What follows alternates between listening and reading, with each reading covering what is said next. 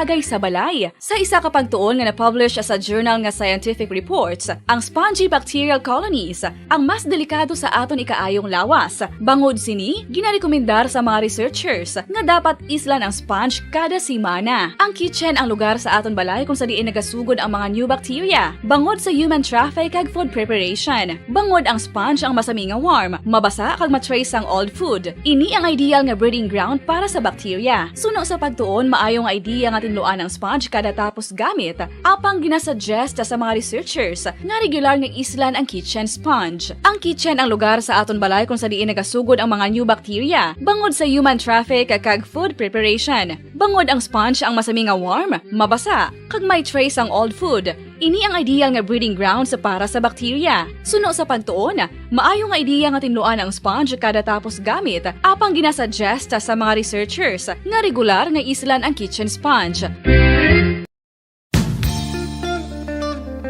Isa ka bala sa may hinuptanan nga ido, mangin responsable nga dog owner. Bilang nagapanag-iyas ang ido, siguraduhon nga ang mga ini ang regular nga nabakunahan batok sa rabies. Ipaidalom ini sa mandatory registration. Siguraduhon nga hindi ini manginlayaw o kon magsigilagaw o kon libot sa mga kalye o kon sa anuman nga mga public places. Imo man responsibilidad nga mapag-groom ang mga ini, matagaan sa bastante nga pagkaon kag shelter. Responsibilidad mo bilang pet owner nga gastuhan ang anuman nga gastuhon medikal sa tion nga makakagat ang imo ido. Rabies is preventable. Mangin responsable nga dog o kon pet owner.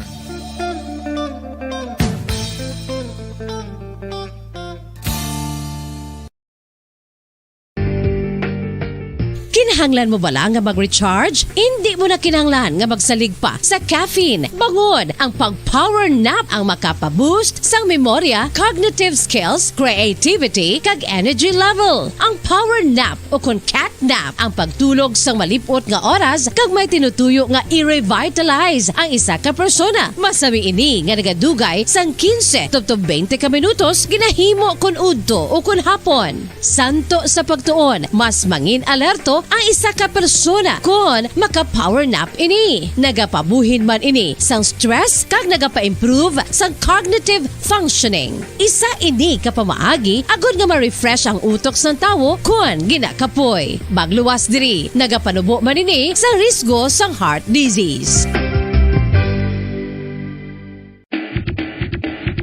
Mga kabombo, subong nga holiday season, madamo gid ang pagkaon apang ano bala ang dapat himuon kung may matabo sang suspected foodborne illnesses. Kung may matabo nga suspected foodborne illnesses, dapat i-preserve ang mga ebidensya. Kung may bahin sang suspected food nga nabilin, taguon ini. Putson sang maayo kag ibutang sa freezer. Magpabulong sa gilayon. Kung ang sintomas nagapadayon o kung nagalala, gilayon nga magkadto sa doktor agud magpakonsulta. Hindi man magkalipat nga i-report ang insidente sa local health department. Ginhangkat man sang mga problema dala sang pandemya kag iban pa. Kita padayon nga magatindog, magabato sa anuman nga unos. Sa Pilipinas, ukon sa dinman nga bahin sang kalibutan. Sa ulugon nga puno sang kalipay kag paglaom, ang subong nga Paskwa. Kaupod ang Bombo Radio Philippines. Merry Christmas, mga kabombo! Ini ang Bombo Radio Bacolod para sa pambansang radyo ng Pilipinas. Consistent, overall number 1 sa Bacolod. Basta Radio! Bombo!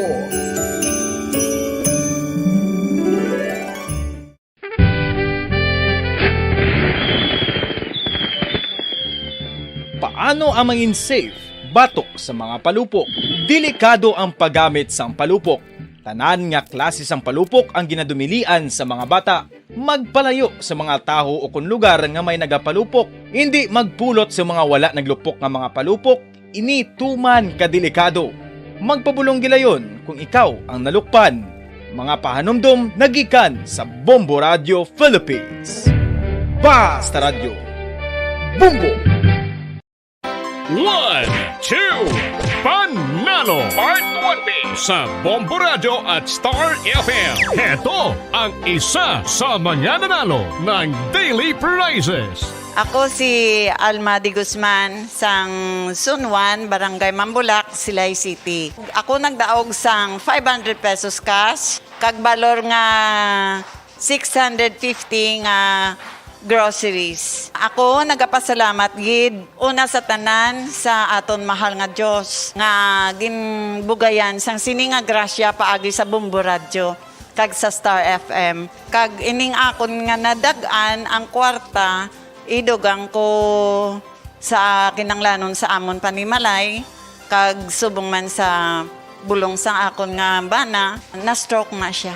Pagkatapos dugang jutay nga kapital sa akon negosyo man para nakadugang-dugang. Kamo nga mga utod ko nga ara dira nagapamati kag nagalantaw sa Bombo Radio. Ginaagda ko man kamo magpasakop sa sining ilang nga promo nga dako nga bulig ini para sa aton nga kinahanglanon. Kag sila nagapadayon sa gihapon basta radyo Bombo number 1. Number 1 ang Bombo Radio.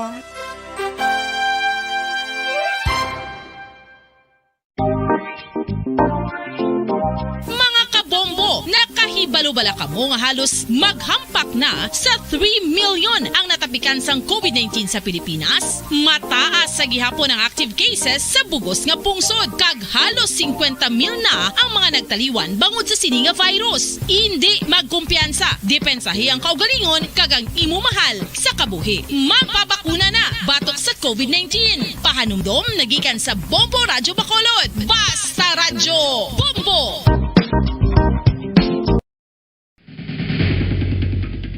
Ang food safety ang nagagarantiya nga ang pagkaon hindi makatugas ang anuman nga halit sa consumers o kung makakaon sini, samtang ini ang ginahanda o kung nakaon. May ara man sa ginatawag food and waterborne diseases o kung grupo sa mga balatian, tugas ang anuman nga infectious o kung non-infectious agents. Ang mga masunod ginakabig common causes ng food and waterborne diseases. Unsafe nga ginahalinan sa ginainom nga tubig, improper disposal of human waste, unhygienic practices, unsafe food handling, and preparation practices. Mga pamaagi para mangin matinlo kag safe ang aton mga pagkaon. Ipabilin nga matinlo ang palibot. Isiparar ang hilaw sa naluto ng mga pagkaon. Lutuon sang maayo ang mga pagkaon nga dapat lutuon. Taguon ang mga pagkaon sa safe nga temperature. Depende sa kinahanglan sang klase sang pagkaon. Maggamit sang safe nga tubig kag raw materials.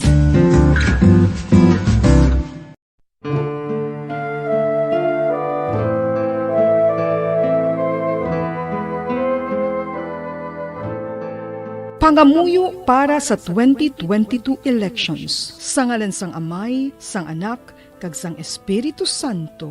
Amen. O Diyos nga amon Amay, sa amon paghandom para sa maabot nga 2022 elections, nagasalig kami sa imo saad nga ipadala mo sa amon ang mga lideres nga nagatuman sang imo mga To all Star Nation and to Bombo, we all would like to greet you. A Merry Christmas, and a Happy New Year. Seen and heard. Now fully digitalized in Negros Occidental. This is Bombo Radio Bacolod. To all Star Nation and to Bombo, we all would like to greet you. Merry Christmas, Merry Christmas. Bacolod. Number 1! Basta Radio Bombo! Oras ang Bombo Radio Bacolod, Philippine Standard Time, 52 minutos na nakaligid sa takna nga alas 5 sa hapon. Welcome kami sa palagay sa Platuntunan Bombo Report sa afternoon edition. Pang Huwebes, edisyon sa Platuntunan, Petsan Huwebes sa bulan sa Desyembre po niya diya. Tayo sa kahapon, Bombo Dennis Rubica. Anong balita ang aton kapatamod? Sa balita lokal sa kalalakin sa Puan, sigid sa baybay sa may Banuaya sa pulupan na ginapatihan na lumos. Samtang patay nga sa Puan man si Ilogo. Hindi pa makilala sa mga kapulisan. Sa balita nasyonal, duwag ka mga seksyon sa ato Republic Act 11479 o kung antay terror law, gindeklara sa Korte Suprema nga unconstitutional. Samtang DepEd magapilar sa Commission ng Eleksyon nga pasakaan o kundugangan ang honorarium sa mga manudlo nga magaserbe sa mabot nga 2022 national and local election. Sa ato sinibalita gikan sa lawas, ginatos ka mga magagmay nga parts sang missile kag masobra 1.1 milyones ka bariles sang petroleum products sang Iran ang confiscar sa US Navy dito sa Arabian Sea mga kabanan. Ako ng balita ato balita ato kapatamot sa nga po palagan sa patutunan Bombo report sa afternoon edition. This time ko ang tabing report ni Bombo Grace Lobaton gikan sa patrol ning nasapuan nga patay sigan sa baybay sa may barangay 6 Banwa sa Pulupandan sa kalaki ginapatihan niya nga nalumos. Kaysa ang ligat tinlikdan ng gabi nakitaan pa niya siya. Apang kaya sa kagat nakitaan man siya pero naghapao na sa sa baybay nga wala na sa kaboy ni sabit siya nga lalaki, no? So initial nga investigation sa pulis, posible basi na nalumos or gin-atake sa sining nga balitian ng sabit siya nga lalaki mga kabanan. Si Bombo Grizzly may pagkikangot, no? Sa aton sa deputy, no? Chief of Police sa Banwa sa Pulupandan, no? Check tabi Bombo tunay si patrol. Bombo Gracelyn, sa patrol, kamin. Yes, Bombo Dennis, isa ka senior citizen ang nasakwan patay Bombo Dennis, no? Matapos ang napatihan nga ini siya ang nalumos Bombo Dennis. So, sa investigation nga patigayon sa Pulupandan Municipal Police Station, ang lalaki nga ni Bombo Dennis halinis ako no sa isa ka lamatsan, no? Posible abiyan niya Bombo Dennis ang iya sila nga ginkadtuan. Sang pagkaaga na Bombo Dennis, nasapwa na lang ini nga nagahayaon, no? Sa higad sang baybay. Kag wala na sang kabuhi. So dala pagibigay Bombo Dennis sa isa ka no? But gindeklarar nga dead on arrival na Bombo Dennis ang biktima. So ang pangalan si Bombo Dennis mo si Terry Alanza. Terry Alanza, nag-edad sang 60 years old, kag-residente sang Canwasa, Pulupandan, Negros Occidental, Bombo Dennis. So, ang post-mortem examination, ang patigayonon pa, no? Kag suno man sa investigation mo Dennis, wala man sang pilat, kung nagog ang biktima, no? Sa ginpatigayon man nga physical examination sa aton sining medical team, no, o kung sang doktor wala sign sang struggle o kung foul play Bombo Dennis. So Bombo Dennis pamatian ta ang pahayag sa nadiri sang hepe o kung Deputy Chief of Police, no, na si Police Lieutenant Eman Anecleto. May person nga nagahapa, no, sa kilit sang baybay kag later aton sa 1995 through sa aton communication sa direct. Pero as initial investigation natin disclose, no, na ang lawas ang biktima sa kilit sa aton baybay kag wala na siyang kabuhi o lifeless na. Thereafter, no, nagkanda ka to investigation sa palibot according sa duwa to daton ng interview, no, bystander isang gabi na sulata pa nila ang biktima na nagating sa lamatyan. So then pagkaagagi na discovery lang na isa ka residente ang nagpabalo kay ni Captain na may nakita siya nga isa ka lalaki nga naghahapa na sa kilit sa baybay kag patay na. Wala sir mga pilas ang biktima.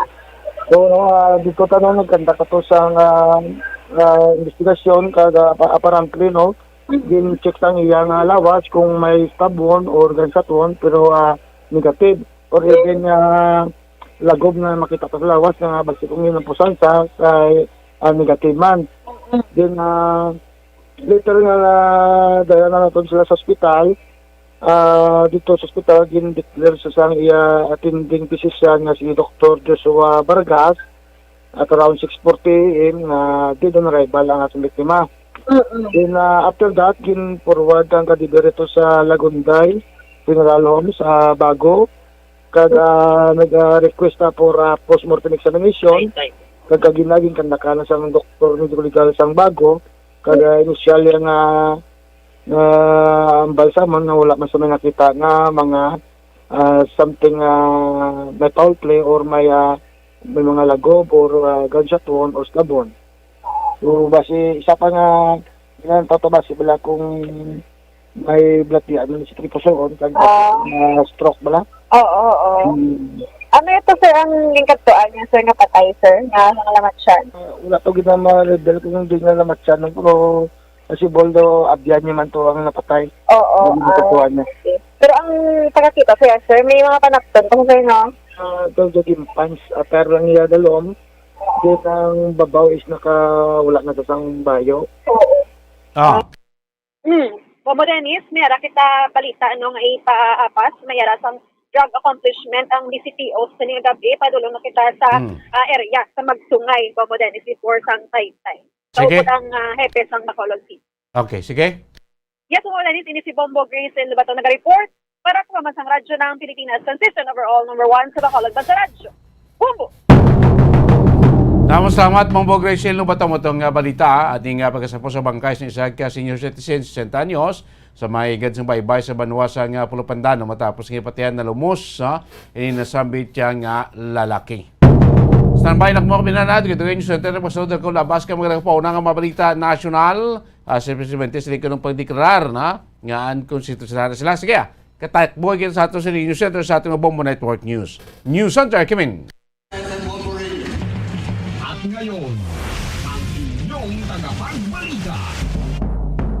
Magandang gabi Pilipinas. Ano ang oras sa buong mundo? Narito na ang Bombo Network News Evening Edition ikasyam sa buwan ng Disyembre 2021 sa ulo ng ating mga balita. Petitioner sa Anti-Terror Act, patuloy ang pag-iit na labag raw sa batas ang maximum na 24 days detention nang walang warrant of arrest kahit may ruling ng Korte Suprema. Si Pangulong Duterte naman inaasahang ilalahad ang karanasan ng Pilipinas kaugnay sa demokrasya at mga hamong kinakaharap rito sa kanyang pagdalo sa Summit for Democracy na pangungunahan ni US President Joe Biden. Mga eksperto, wala raw na-detect na Omicron variant mula sa mga resulta ng genome sequencing. Kaso naman ang Delta variant sa Pilipinas nadagdagan pa ng 38 ayon sa DOH. Samantala, halos 8 million pesos naman na halaga ng fully grown marijuana sinunog ng law enforcers doon sa Lanao del Sur. At sa ating international news, 14 patay sa helicopter crash doon sa India kasama na ang top military chief ng naturang bansa. At sa ating sports balita, International Olympic Committee nakahinga na ng maluwag na tuloy pa rin ang paglahok ng mga atleta kahit may diplomatic boycott ang ilang bansa sa Beijing Winter Olympics. Bago sa detalye, kami ang inyong mga tagapagbalita. Ako si Bombo Jane Buna. Ako naman si Bombo Dennis Hamido at ngayon sa ating mga detalye.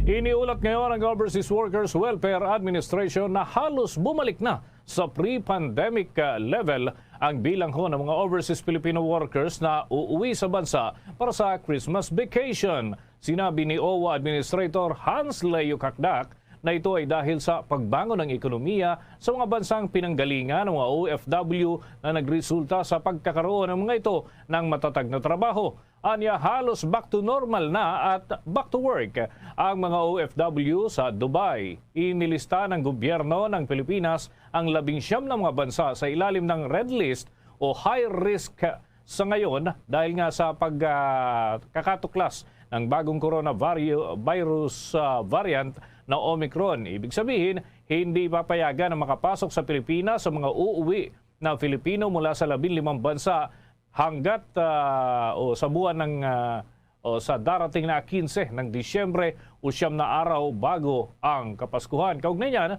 narito ang bahagi ng paliwanag ni OWA Administrator Hans Leo Kakdak. Yes, it's around 820,000 already at the beginning of the day, approaching the 900, 1 million mark. No? Hopefully by the first quarter, aabot na doon. And for this Christmas, umaasa tayo Yusek ng 80 to 100,000. December alone, 80 to 100,000. So nakaabang tayo. And of course, nandiyan din na rin yung mga nakaabang na quarantine protocols dahil sa banta ng Omicron, ipinasa lamang ng IATF. Well, ang dapat na sa akin ngayon, in line with what I reported kanina sa Saudi, no? So meron tinatayang mga 2 to 3,000 na OFW sa Saudi na kailangan pa rin ng tulong, matagal na silang stranded doon. So yun nga, magsasaayos ng 5 repatriation flights along those lines. So mga 2,000 2 to 3,000 ang inaasahan natin na tutulungan natin makauwi from Saudi. On average, siguro sa ibang bansa, halimbawa yung bansang UAE, ay mga 1 to 2,000, mas kaunti kasi sa Saudi. So, hindi naman sila ganun karami, Yusef, in terms of yung mismo nangangailangan ng direktang tulong na makauwi, libre pamasahe pa uwi. But, mas marami pa rin yung basta payagan lamang na makalipad yung eroplano nila, they're willing to pay for plane tickets, lalo na magbabakasyon lamang ng mga OFWs, meron na silang trabaho sa abroad. So, mas marami ngayon yung gano'ng klase. Fortunately din, kasi ibig sabihin, nagpatuloy na rin yung trabaho ng mga OFWs natin abroad, sila magbabakasyon na lamang dito at their own expense pa uwi sa ating mahal na bansa. Bahagi po yan ng magandang balita na hatid ng OWA, partikular na ni OWA Administrator Hans Leo Kakdak, kaugnay sa kalagayan ng mga OFWs. Sa dagdag pang mga balita, ang maximum 24 days detention kahit walang warrant of arrest laban sa mga terrorist suspect labag sa saligang batas. Ayon yan sa petitioner sa Anti-Terror Act. May karagdagang detalye si Bombo Dave Vincent Pasit.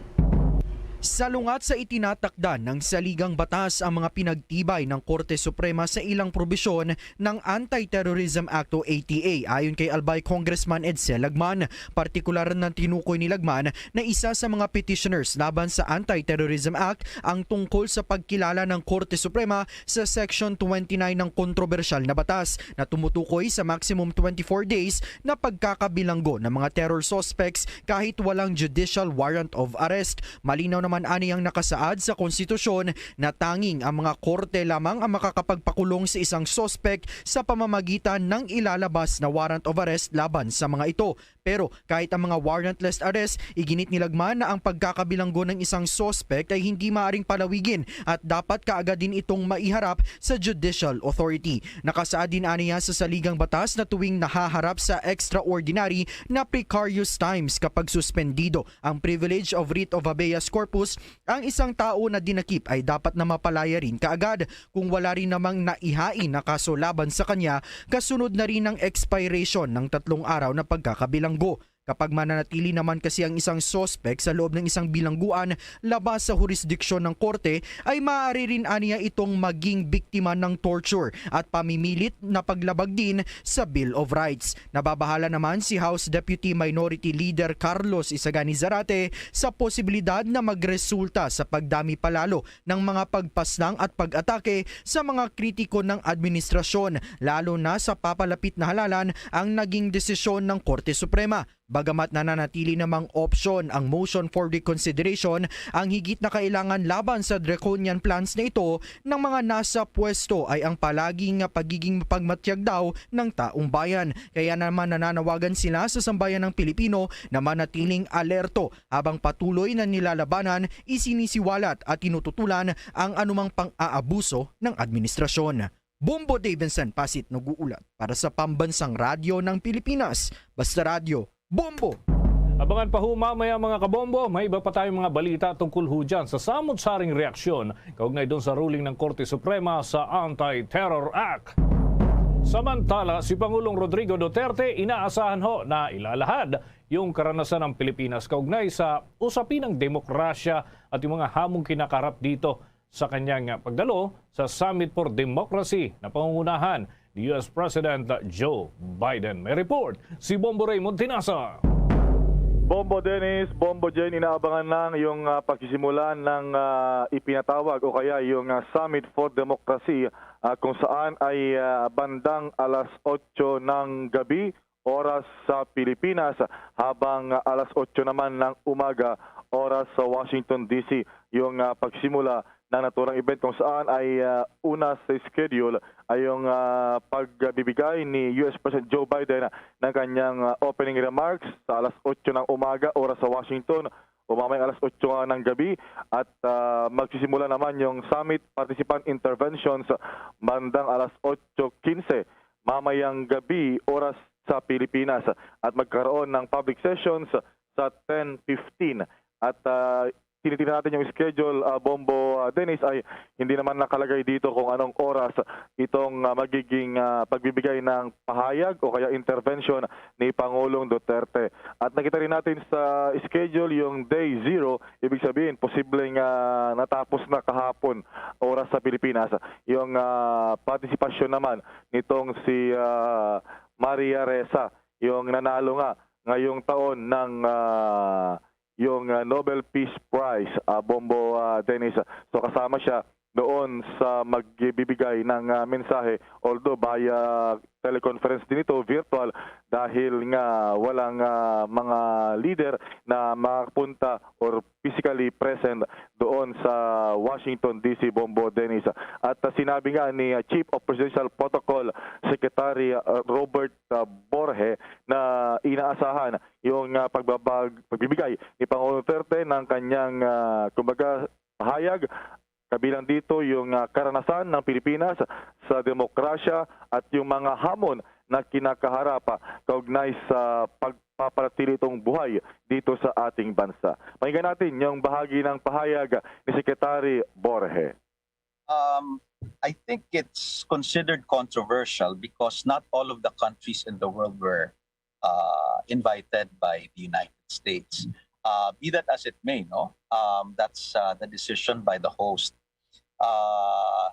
But I think what's important to note is that by participating in this summit, I don't think it can be considered an us versus them type of meeting, at least on the part of the Philippines. Sa rehiyon natin, kasama ang Indonesia, kasama din ang partners natin na Japan and South Korea.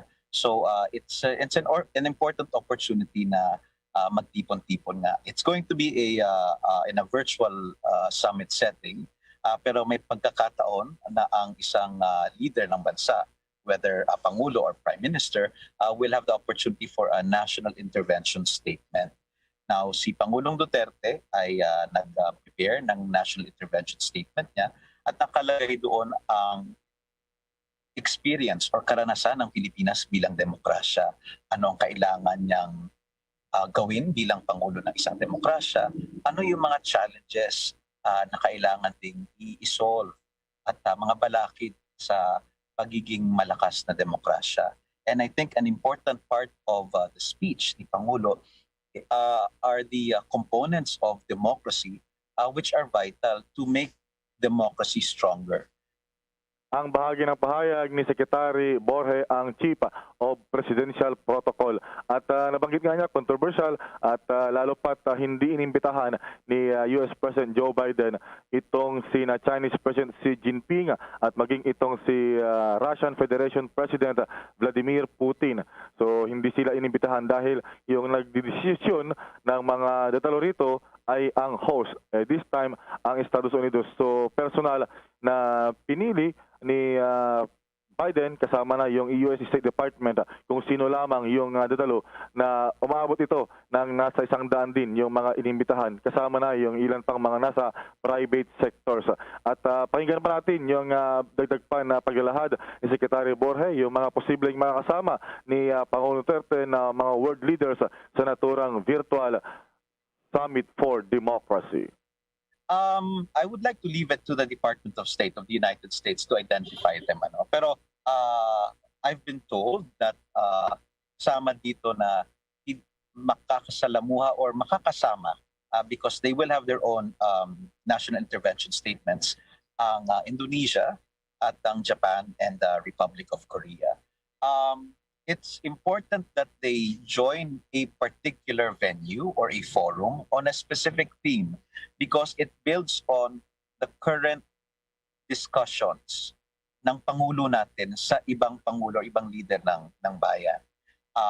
lahat po ng mga discussions ni Pangulo, whether with the Prime Minister of Japan or the President of Republic of Korea or the President of Indonesia, lahat yan ongoing and continuing. And an important aspect of the discussion would always be good governance and how certain values and certain principles need to be strengthened because we have shared interests and we have shared values and we have shared principles. Ang bahagi pa ng pahayag ni Secretary Borge.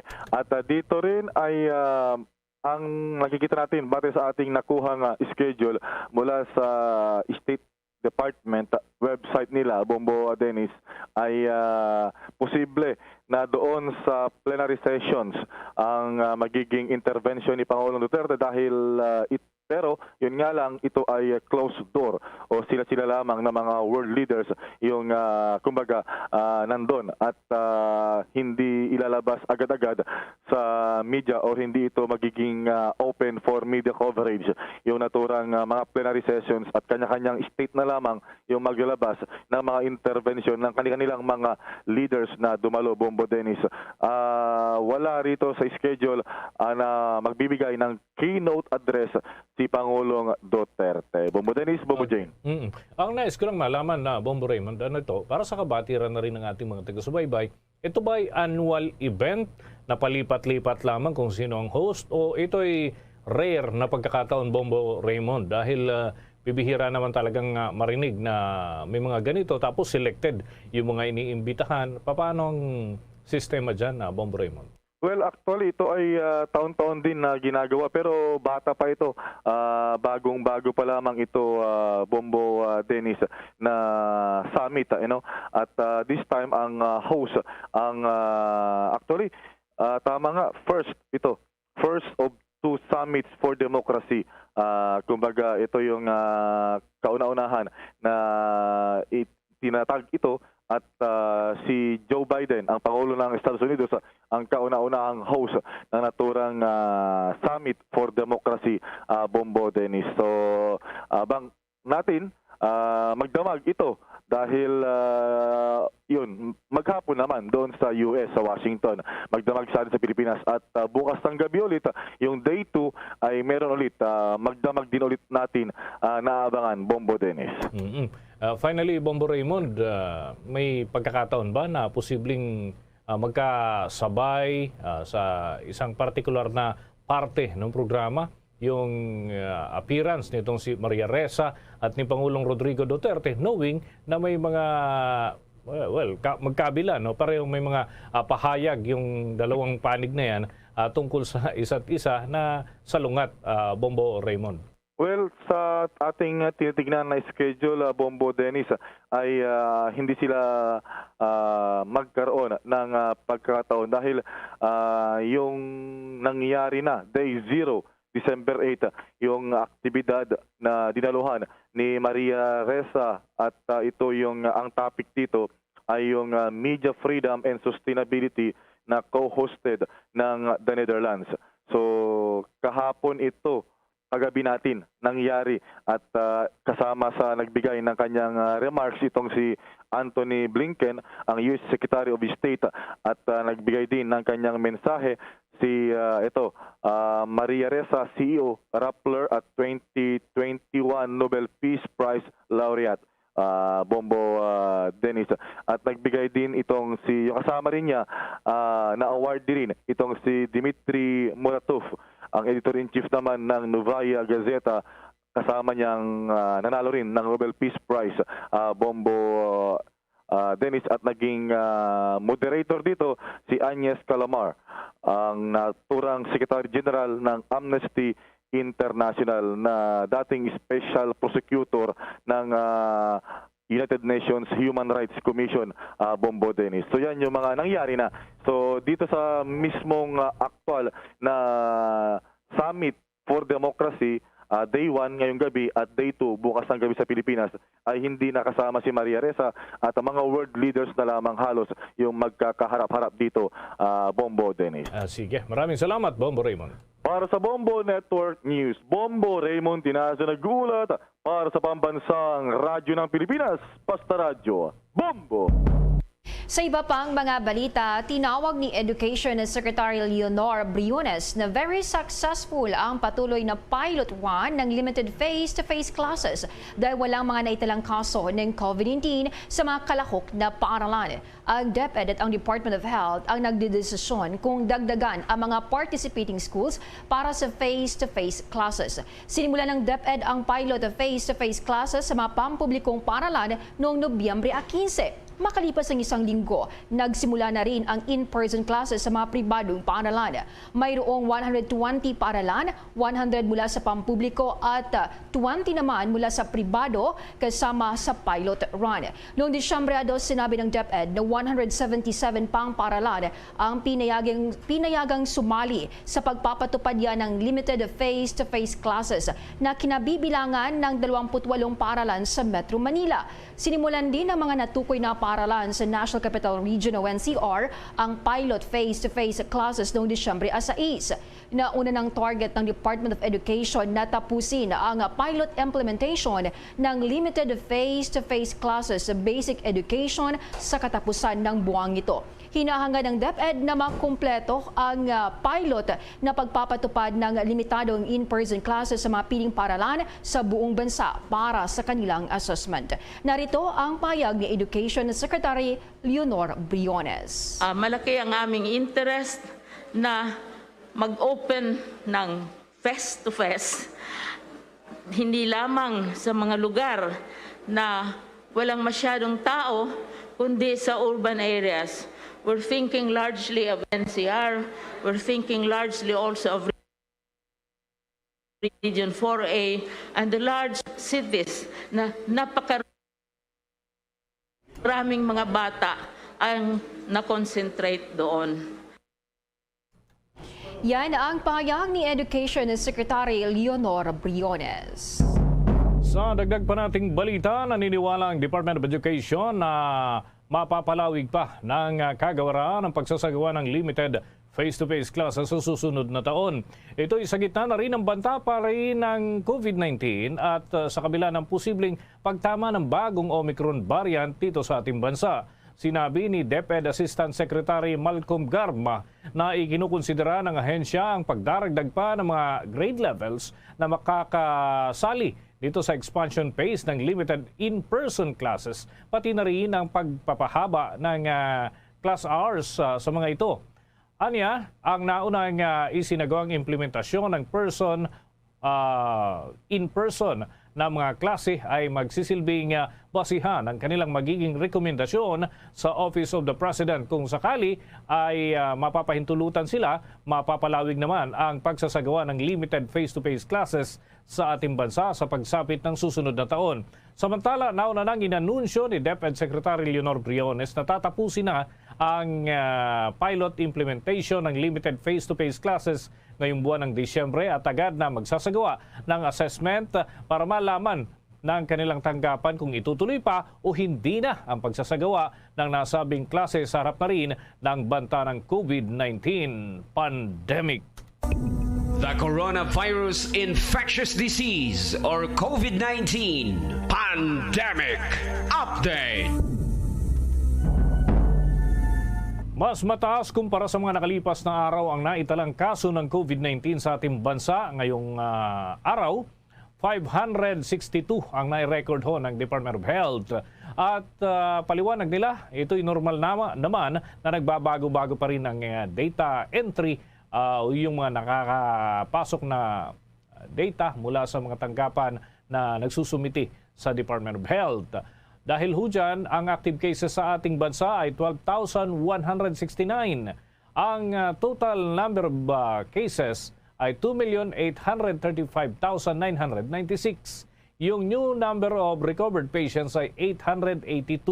Naghatid ho yan doon sa kabuang bilang ng mga gumaling na 2,773,891. Yung mga bagong naitalang nasawi ay umaabot ho ng 176. Dahil naman dyan ay umakyat na ho sa 49,936 ang kabuang bilang ng mga pumanaw sa Pilipinas dahil pa rin sa COVID-19. Samantala naman, target population na nabakunahan ng COVID-19 vaccine sa National Capital Region umabot na sa 100% ayon yan sa MMDA. May detalye si Bombo Gerald Ule. Good news nga Bombo Jane at Bombo Dennis dahil naabot na ng National Capital Region itong NCR itong 100% na target population para mabakunahan ng COVID-19 vaccine. Ayon kay MMDA Chair Benhur Abalos Jr., ang Metro Manila raw ay meron na eligible population na 9.8 million. Labis na ikinatuwa ni Abalos ang naging turnout ng pagbabakuna sa pagdalo nito sa Bayanihan Bakunahan event.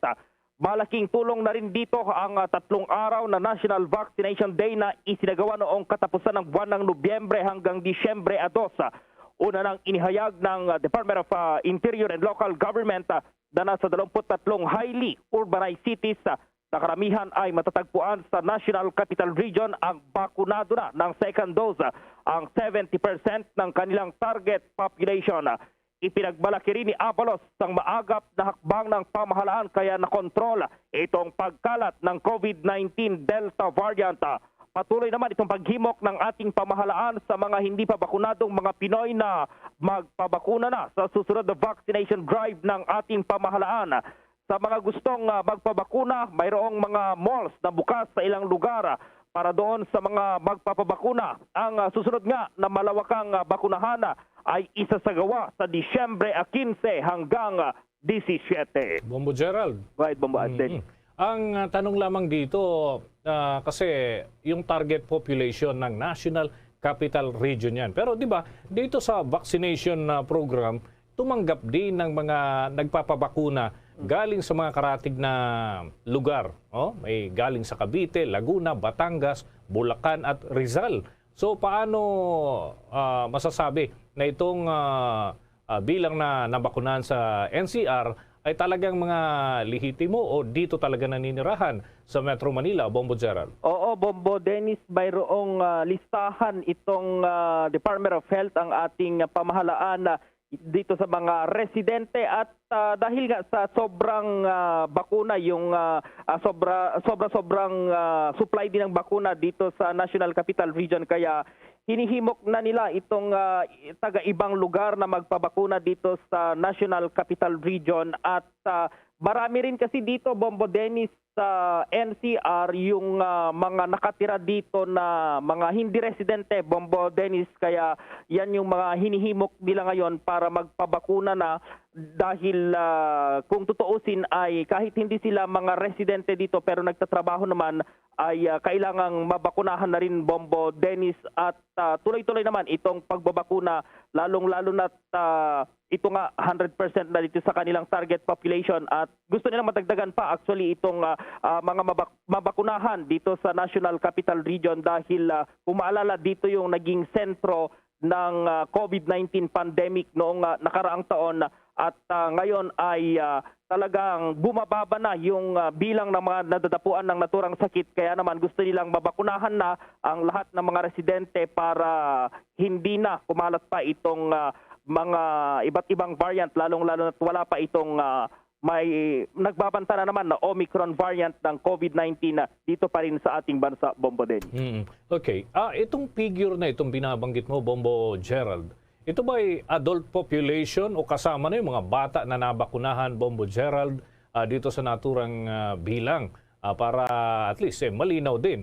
Baka naman kasi magkakasama na yung lahat tapos doon sa target, initial target, hindi kabilang yung mga bata. Talagang lalabis yung bilang, Bombo Gerald. Pero paano ba ang pag-categorize dito? Lahat na ba ito o yung adult population lamang? Lahat na, Bombo Dennis, pati yung mga teenager na mga nabakunahan ay kasali na rin dito. Kasi hindi lang binanggit kasi, Bombo Dennis, yung figure nung mga nabakunahan para sa first dose saka doon sa second dose pero noong nakarang linggo sinabi nga ng DILG na nasa 70% naman na ng mga target population ng mga itong mga lugar dito sa National Capital, yung mga cities dito sa National Capital Region itong nabakunahan ng 70% yung second dose yan na Bombo Dennis, maliban na pa doon sa mga first dose. Yung tinutukoy dito ni MMDA Chair Ben-Hur Abalos, yung yung target population 100% ay para sa first dose saka second dose, kasama na yung mga menor de edad, yung mga edad 13 anyos, 12 anyos hanggang 17, Bombo Dennis. Sige, maraming salamat, Bombo Gerald. Para sa Bombo Network News, Bombo Gerald D. Ulep. Para sa Pambansang Radyo ng Pilipinas, Basta Radio, Bombo. Nakahanda ng Bureau of Immigration na isama na rin ang ating bansa doon sa mga listahan ho na pumapasok dito sa red list ay yung ilang mga nasyon na kanilang tinutukoy sa December 10, may mga idaragdag ho silang bansa doon sa naturang talaan. Sa isang statement, sinabi ni Immigration Commissioner Jaime Morente, ito'y base ho sa resolusyon ng Interagency Task Force for the Management of Emerging Infectious Diseases o IATF na pansamantala munang pipigilan yung mga pasaherong mula sa France na makapasok dito sa ating bansa. Kabilang din sa mga ipinagbabawal na makapasok sa Pilipinas ang mga pasaherong nanggaling sa France sa loob ng 14 na araw bago pumasok dito sa ating bansa. Sinabi naman ni Immigration Port Operations Chief Attorney Carlos Capulong, epektibo ang naturang direktiba hanggang Disyembre 15 at depende na lamang kung papalawigin ho ng IATF ang naturang kautusan. Muli namang pinaalalahanan ni Capulong ang mga pasaherong galing ho sa mga bansa na nasa red list na haharap pa rin ang mga ito sa parusa kapag sila ho'y nagpumilit na pumasok sa ating bansa na labag sa Philippine Immigration Act. Sa ngayon, ang mga bansa na nasa red list ay ang South Africa, Botswana, Namibia, Zimbabwe at marami pang iba na dito ho ay may mga natukoy na kaso ng COVID-19, lalo na yung Omicron variant na pinakaiingatan ho ngayon ng mga health authorities. Mga eksperto, walang na-detect na Omicron variant mula sa resulta yan ng latest genome sequencing. Ang kaso naman ng Delta variant sa Pilipinas, nadagdagan ng 38 ayon yan sa Department of Health. Alamin ang karagdagang detalye sa report ni Bombo Everly Rico. Walang na-detect na kaso ng variant of concern na Omicron base sa resulta ng latest whole genome sequencing. Inuulat ng Department of Health, UP Philippine Genome Center at ng UP National Institute of Health ngayong araw na mula sa 48 samples na na-sequence noong Disyembre 8 walang nagpositibo sa Omicron variant ng COVID-19.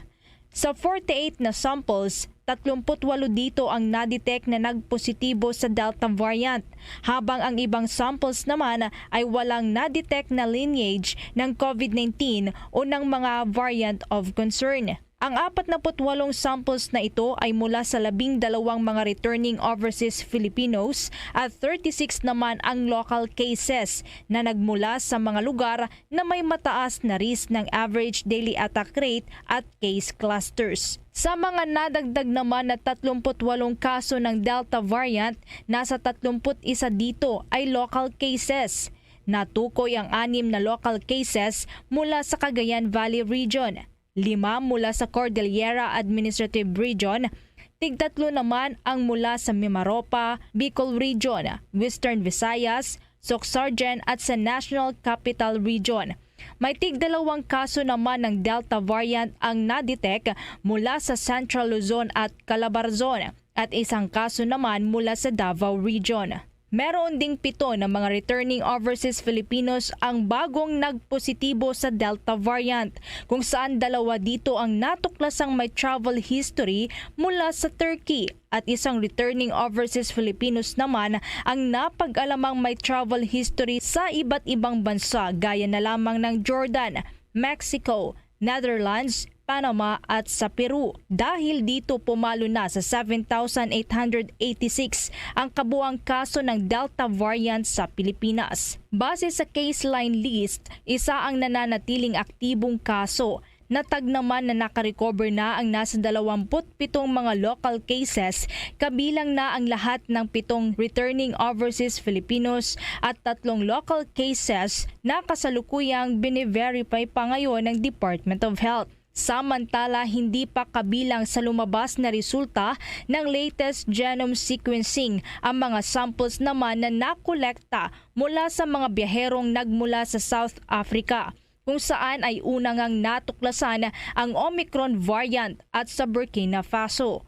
Ayon sa Department of Health, kasalukuyan pang nasa Philippine Genome Center ang mga samples para sa sequencing, habang isusumiti pa lamang sa Philippine Genome Center ang sample naman mula sa isang biyaherong nanggaling ng bansang Egypt. Patuloy pa rin ang pagpapaalala ng Department of Health sa publiko na ang pinakamabisang depensa laban sa virus at sa mga variant nito ang pagsunod sa minimum public health standards. Makakatulong din para mapigilan na makaranas ng severe disease at kamatayan ang pagpapabakuna kontra COVID-19. Hinihikayat din ng mga local government units na patuloy sa pagsasagawa ng active case finding at agarang pag-iimbestiga sa mga cluster cases ng COVID-19 para maagapan at hindi na kumalat pa ang COVID-19 sa mga komunidad. Para sa Bombo Network News, Bombo Everly Rico nag-uulat para sa Pambansang Radyo ng Pilipinas. Basta Radyo, Bombo! Abangan mamaya mga kabombo, mga ka-Star Nation sa ating international news, 14 patay sa helicopter crash doon sa India. Kasama ho doon sa mga nasawi ang top military official ng naturang bansa. Yan at iba pang mga balita, susunod na. Dunkin' Delivery po! Dunkin' Delivery po! Dunkin' Delivery po! Dunkin' Delivery po! Yes, may Dunkin' Coffee! May Dunkin' Coffee! May Dunkin' Coffee! May Dunkin' Coffee! Ganyan ang Dunkin' D Coffee Box! 4 cups agad of signature Dunkin' hot or iced coffee, hot choco or hot choco java in one grab-and-go carton.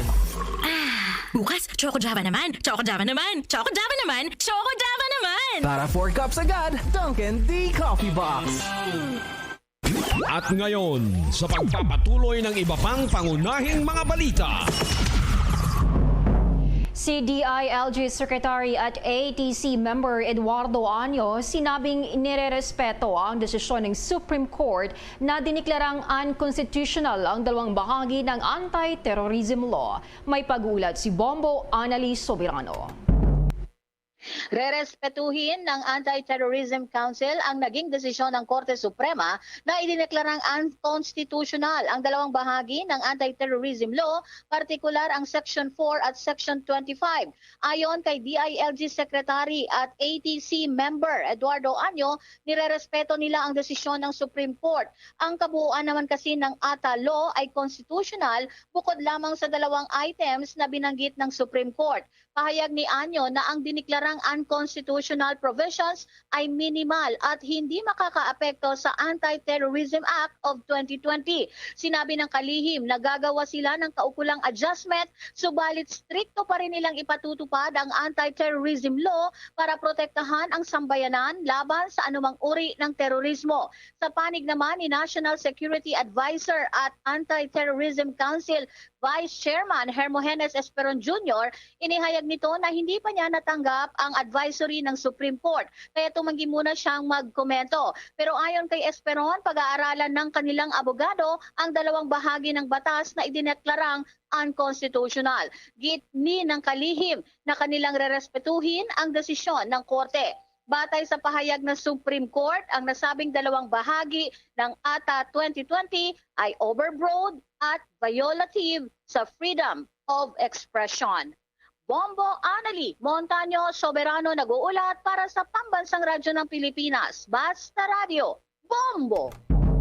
Umano para magsagawa ng re-evaluation ng pamahalaan pagdating sa mga polisiya sa pagkontrol ng presyo ng karne ng baboy. Ayon ho yan sa veteranong ekonomista na si Marikina Congresswoman Stella Kimbo. Sinabi nito na magkakaroon ho ng kasunod na pag-uulat ng Philippine Statistics Authority At kamakailan lamang ay bumagal palalo ang inflation rate sa bansa noong Nobyembre na pumalo sa 4.2% mula sa 4.6% noong Oktubre. Paliwanag pa ni Kimbo sa pagtatanong ng Bombo Radio, masyado kasing nakadepende pa rin ang mga pulisiyang ito sa pagbabawas ng taripang sinisingil at pagdami naman ng mga inaangkat na supply. Naunaan niyang inihain ang panukalang Affordable Pork Act of 2021 na magtitiyak sa pagbaba ng taripa at gayon din yung pagbaba ng market price sa pamamagitan ng pagkalampag sa National Competition Commission na gawin ang kanilang mandato, pati na rin ang pagtitiyak na masasawata yung mga kartel. Nabatid na layunin ng naturang panukala na palakasin pa ang resiliency ng local pork industry laban sa mga stocks tulad ng tulad ng mga problemang pumapasok sa ating bansa, kagaya ng African swine fever at iba pa. Dahil ang kikitain sa taripa ay ilalaan sa pagtulong doon sa mga hog raisers. Samantala, pinababantayan din ng kongresista ang patuloy na pagtaas ng presyo ng langis dahil kahit na meron pang rollback kamakailan ay hindi naman ito sapat. Kaya naman patuloy ang paghingi ng dagdag na pasahe ng mga nasa transportation sector. Palalaan niya ng kanilang panig na tumataas ang presyo ng langis ay damay din ang presyo ng mga basic na commodities. Idineklara naman ng National Task Force Against COVID-19 na magiging mas maganda ang Pasko para sa mga Pilipino ngayong taon dahil mahigit 93 milyong tao na ang nabakunahan laban sa sakit ng COVID-19. Ayon kay Secretary Carlito Galvez Jr., NTF Against COVID-19 Chief Implementer at Vaccine Czar, may kabuang 10,254,560 sa kanila ang nabigyan sa 5 araw na National Vaccination Drive ng pambansang pamalaan na nagsimula noong Nobyembre 29. Anya, sa mga malalaking milestone na nakamit sa ilalim ng National Vaccination Program sa bansa, isang mas magandang Pasko para sa lahat ng mga Pilipino ay malapit na ngayong taon. Ang agresibong pagbabakuna na sinimula ng pambansang pamalaan ay itinuring ng eksperto sa kalusugan bilang game changer sa pagtugon niya ng bansa sa pandemya. Nagresulta ito sa pagbaba ng mga kaso ng COVID-19 sa buong bansa at tumaas din ang global ranking ng Pilipinas sa mga tuntunin ng pagtugon sa COVID-19. Ang Pilipinas ay nakapagtala ng average daily na case load na mas mababa sa 500 sa nakalipas na ilang araw, na isang malaking pagbabayan mula sa libo-libong mga pang-araw-araw na kaso na initala sa panahon ng pagdagsa ng Delta variant infections. Ilang buwan lamang ang nakalipas. Ngunit sa pinalawak na paglunsad ng pagbabakuna ng bansa at pagtugon sa pandemya at sa mga hakbang sa pagpapagaan, nagawa ng gobyerno na ibaba ang rate ng infection ng bansa sa isang threshold na tinakda ng World Health Organization. Narito ating pakinggan si NTF Against COVID-19 Chief Implementer at Vaccine Czar Secretary Carlito Galvez Jr. Sa patuloy na pagbaba ng mga kaso ng COVID-19 sa ating bansa, na kung saan ang ating positivity rate ay mas mababa pa sa 2 to 3%. Ang Davao nga, region, 2 na lang po ang kanilang kaso. May ibang mga rehiyon na nakita natin na talagang single digit na lang po. At natitiyak po namin na matutupad ang pangako ng ating mahal na Pangulo na we will have a merrier Christmas and a happier New Year.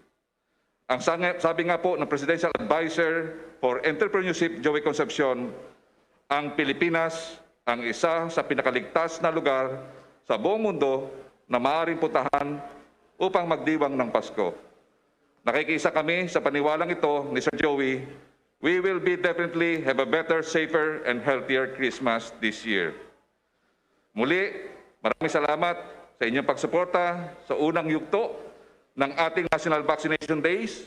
Inaasahan namin na ganito rin ang suportang inyong ibibigay sa ikalawang yugto ng ating malawakang vaccination drive na gaganapin mula sa December 15 hanggang 17. Katulad po ng laging sinasabi ng ating mahal na Pangulo, walang maiiwan at walang iwanan.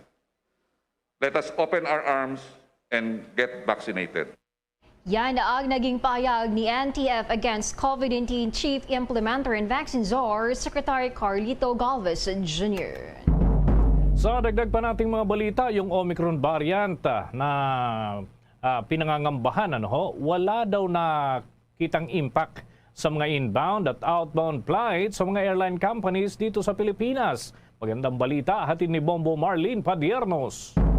Hindi paramdam sa ilang mga airlines sa bansa ang impact ng banta ng bagong Omicron variant ng COVID-19. Ito ay sa kabila ng isinasagawang paghigpit ng mga bansa bilang pag-iingat sa panganib na dala ng nasabing bagong variant. Sa laging handa public briefing ay sinabi ni Philippine Airlines spokesperson Shelo Villaluna na sa kasalukuyan ay wala pang impact ang Omicron variant at wala pa anya itong naging significant effect sa mga flights na patungo at palabas ng Pilipinas dahil hindi pa anya ito pumapasok sa bansa. Marami pa rin anya silang naitatalang mga pasahero papunta sa Pilipinas na umaabot naman sa 1,000 hanggang 1,200 na mga individual kada araw. Habang pumapalo naman sa 70% ang average passenger load ng mga biyaherong papalabas naman ng bansa. Nakita rin anya ng kanilang pamunuan ang posibleng pagkakaroon ng travel surge o pagtaas ng bilang ng mga domestic flights passengers. Dahilan para magtakda pa ng karagdagang mga flights ang Philippine Airlines para sa mga domestic flights na sisimulan naman sa darating na December 10. Pagdating sa domestic sector, nakikita po natin na may travel surge sa ilang lugar at dahil po dito, effective December 10, mag-increase po tayo ng flights between Manila and Iloilo to 14 flights a week from the current 9 flights weekly. Effective December 16, between Manila and Bacolod from 7 flights to 14 flights weekly. Magkakaroon po tayo ng flights between Manila and Basco, Batanes, for December 4 flights. Between Manila and Jensan, 6 to 7 flights weekly. Between Manila and Davao and Tagbilaran. Manila and Tagbilaran and Davao and Tagbilaran, 14 flights weekly. Sa madaling salita, walang impact po itong bantang na variant na ito sapagkat hindi po pumapasok sa Pilipinas. At kung pagbabatayan anya ang mga nakalipas na booking na naitala ng airlines ay inaasahan ng kanilang pamunuan na posibleng tumaas pa sa 75% pataas ang bilang ng passenger load factor habang inaasahan naman na papalo sa 80% ang bilang ng mga pasaherong uuwi sa kanilang mga probinsya. Dagdag pa ng tagapagsalita na unti-unti na rin na nararamdaman ang pagtaas ng bilang ng revenge travel ng mga leisure travelers at returning residents mula nang ibinaba ang alert level system sa bansa. Inamin naman ni Villaluna na may mga insidente na naiiwanan ng mga flights ang ilang mga pasahero dahil sa mabagal na pagpoproseso ng mga staff ng mga local government units sa pagre-release ng SPAS. Ipinapaubaya naman ni Villaluna ang jurisdiksyon ng ganitong mga LGU sa Department of Interior and Local Government at sa Regional Interagency Task Force. Aniya, kasalukuyan na rin na gumagawa ng paraan ang mga kinaukulan upang maiwasan na maulit ang ganitong klaseng mga inconvenience sa mga pasahero. Samantala, ipinaliwanag din ng opisyal na binibigyan ng iba't ibang privilege ang mga pasahero nakakaranas ng ganitong mga insidente tulad na lamang ng libreng rebooking, rerouting at refund. Itong mga pangyayaring ito, ang tawag dito force majeure. Meaning to say, hindi siya nakasama sa flight dahil sa kasalanan ng pasahero. Pag force majeure, binibigyan po yan ng mga privileges. Halimbawa, kung mag-rebook, libre po yung rebooking because hindi naman kasalanan ng pasahero. So yun po, may mga options na maaring ibigay sa ating mga pasahero. Rebooking, refund, o rerouting. Dahil sa pagtutulungan ng pamahalaan at mga kinaukulan sa pagpapatupad ng mga protocols upang mapuksa at malabanan ang panganib na dala ng nasabing virus, ay naniniwala si PAL spokesperson Shelo Villaluna na handa ang Pilipinas sa posibleng pagtama ng bagong Omicron variant ng COVID-19. Alam mo, masasabi po natin may readiness na ang ating bansa. Yung IATF in coordination with the aviation stakeholders, they are working together para gumawa ng mga hakbang, gumawa ng mga revision sa mga protocols kung kinakailangan. Kung may pumasok na variant, then there will be an additional adjustment. Naniniwala po tayo na yung existing protocols in terms of quarantine, testing, and arrival procedures ay bastante and are strong enough to ward off the variant.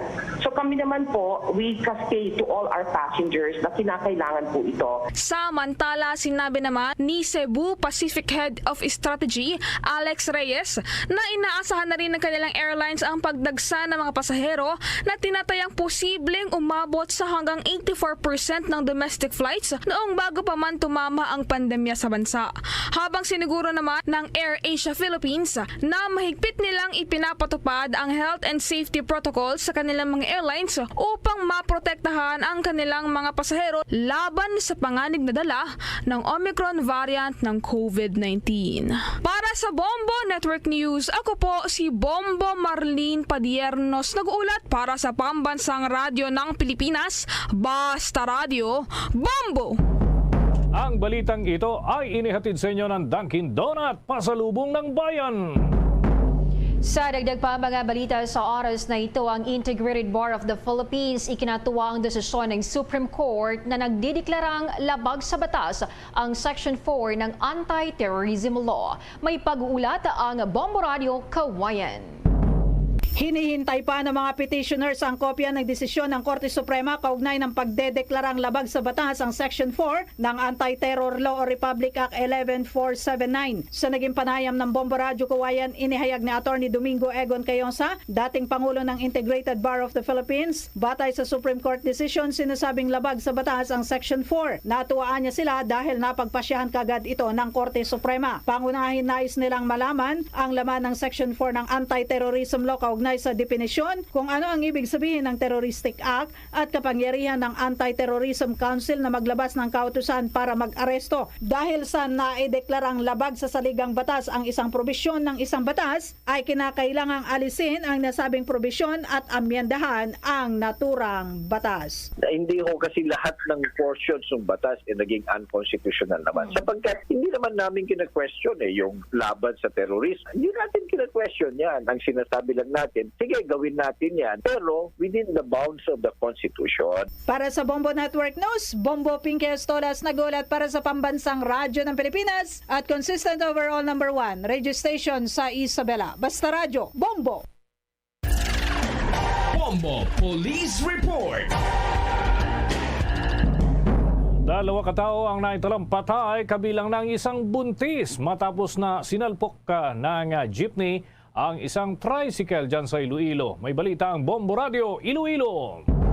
Dalawa patay kabilang ng isang buntis matapos sinalpok ng jeep ang kanilang sinasakyang tricycle sa National Highway sa Barangay Kapuling, Dueñas, Iloilo. Dead on arrival sa ospital ang mga biktima na sina Lawrence Gautea, 33 anyos, driver ng tricycle, at Mel Pama, 36 anyos, 7 buwang buntis at pawang residente ng Barangay Monpon, Dueñas, Iloilo. Sa eksklusibong panayam ng Bombo Radio Iloilo kay Major Jose Ray Pabalan, hepe ng Dueñas Municipal Police Station, sinabi nito na nagmula ang jeep sa Iloilo City na minamaneho ni Arvin Zerudo at papunta sana sa Rojas City nang mangyari ang aksidente. Anya, bigla na lang nag-overtake si Zerudo sa sinusundang 10-wheeler truck at hindi na nakita ang paparating na tricycle. Maliban dito, sinalpok rin ni Zerudo ang wing van truck. Yan ang ulat mula dito sa Bombo Radio Iloilo. Ito si Bombo Chia May Chua para sa Pambansang Radyo ng Pilipinas at consistent overall number 1 sa Iloilo. Basta Radyo Bombo!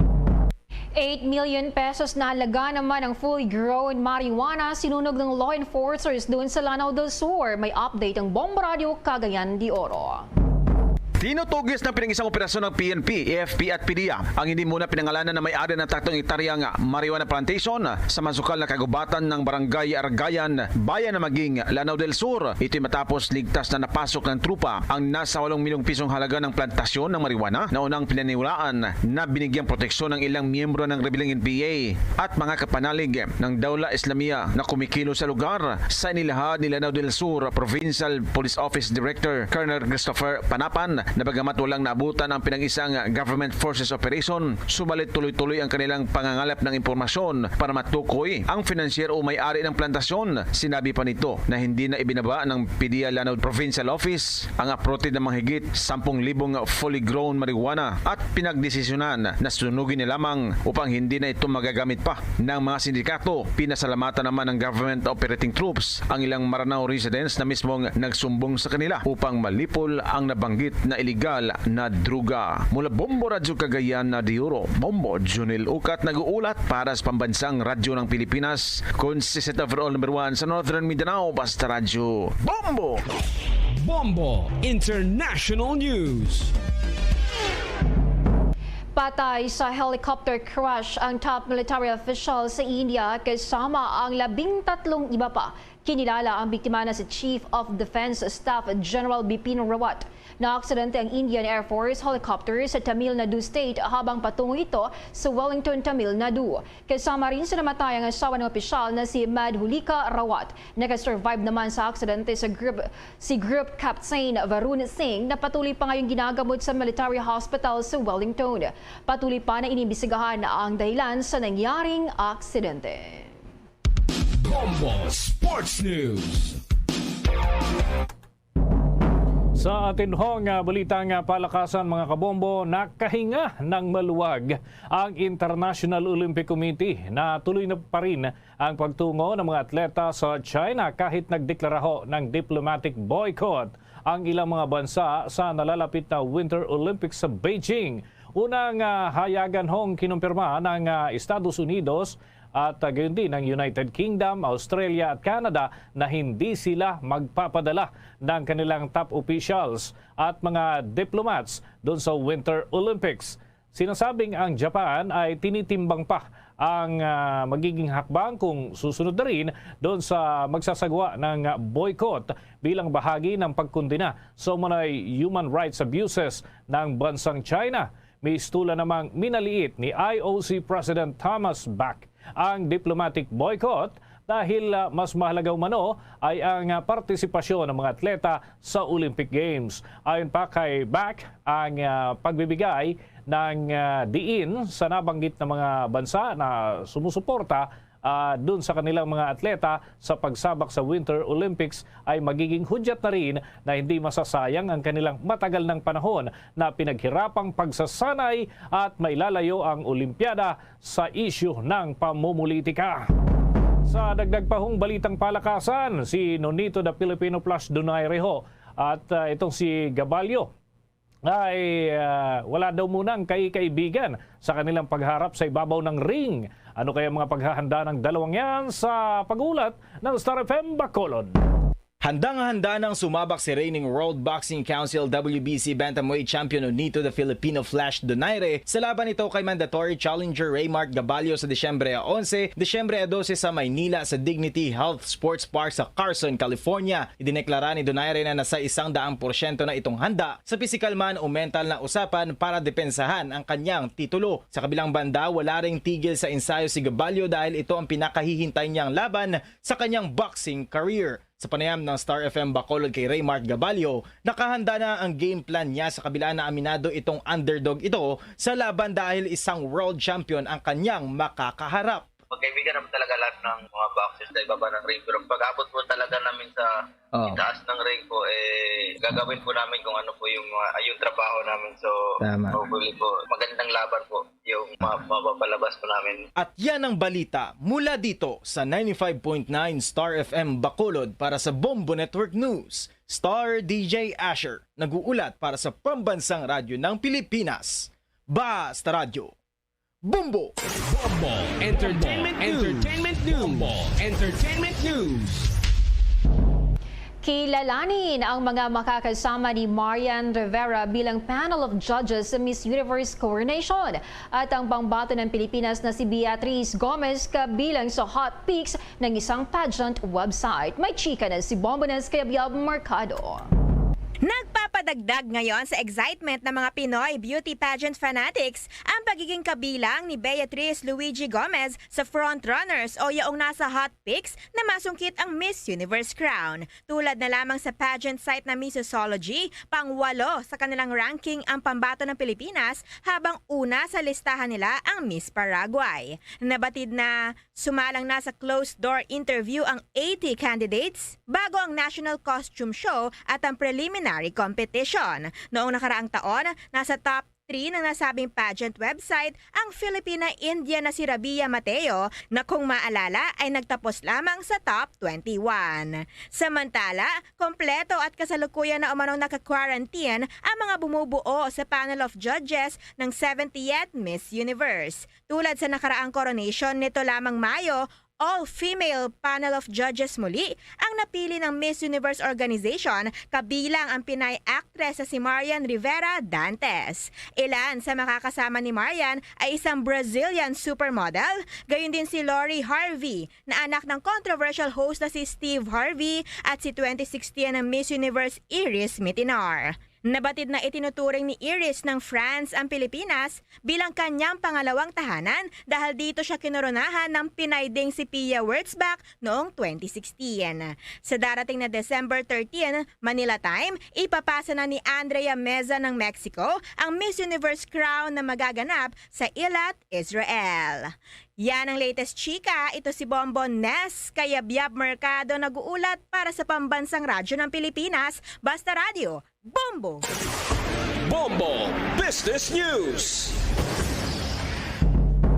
Ipinagmamalaki pa rin ng Duterte administration na nakalikha sila ng 6.1 million na trabaho sa ilalim ng Build program. Mula ho ng maupong Pangulong Rodrigo Duterte, base nga sa numero mula sa Department of Public Works and Highways, kaya nagkakaroon ho ng pagdami ng trabaho ay dahil sa mga proyektong itinatayo. Kaya nakikipag-ugnayan ngayon ang mga lokal na opisyal na dapat ay palawakin na rin at pabilisin at gawin na rin ang mga proyekto sa labas ng Metro Manila, lalo na sa malalaking proyekto na pang-infrastruktura ng pamahalaan upang makalikha ng trabaho at oportunidad at upang mapagalaw din ang aktibidad na pang-ekonomiya ngayong may COVID-19 pandemic. Ayon sa gobernador ng lalawigan ng Sorsogon na si Chis Escudero, maaring gawin ang nasabing hakbang sa kanayunan ng mga proyekto. Ilan sa mga ito, yung mga kalsada, eskwelahan, ospital, irigasyon at infrastruktura at pang-agrikultura at gayon din yung pang-turismo upang matulungan ang mga lokal na pamahalaan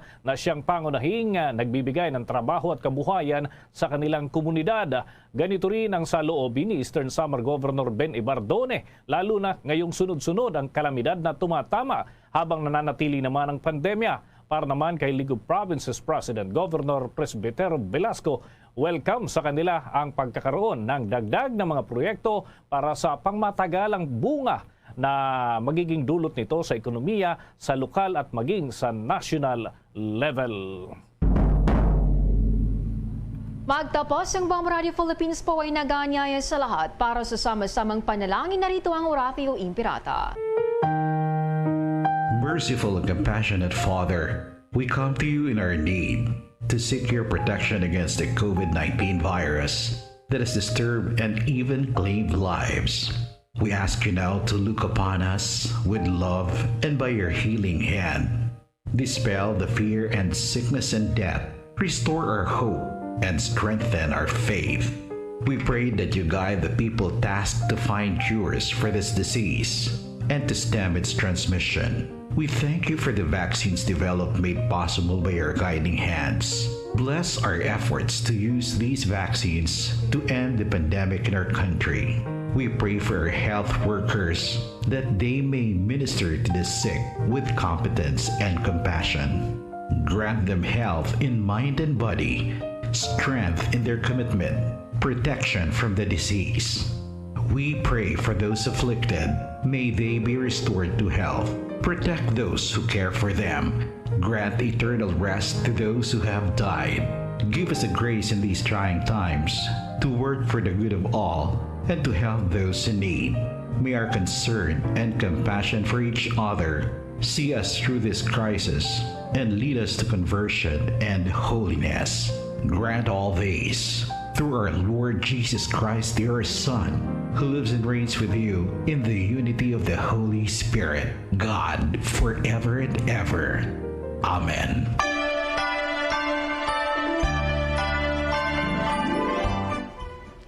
Para sa mga taga-Pangasinan, maabigya Pasko Malikitya Balon taon sa ating Christmas countdown. 16 days na lang at Pasko na. Para sa karagdagang balita at impormasyon, maaaring maglagon sa www.bomboradio.com. Mula sa Bombo News Center, Makati, kami ang inyong mga naging tagapagbalita.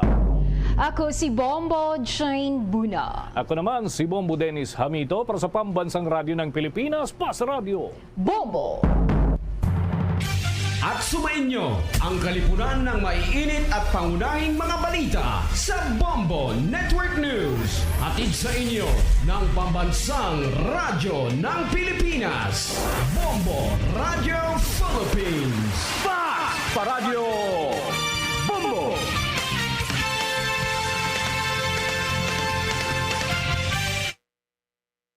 To all Star Nation and to Bombo, we all would like to greet you. A Merry Christmas, and a Happy New Year. Seen and heard. Now fully digitalized in Negros Occidental. This is Bombo Radio Bacolod. To all Star Nation and to Bombo, we all would like to greet you. A Merry Christmas, Merry Christmas. Bombo Radio Bacolod. Number 1! Radio Bombo! Oras sa Bombo Radio Bacolod, Philippine Standard Time, 5 minutos sa kaligid sa takna alas 7 sa gabi. May gabi sa dadsang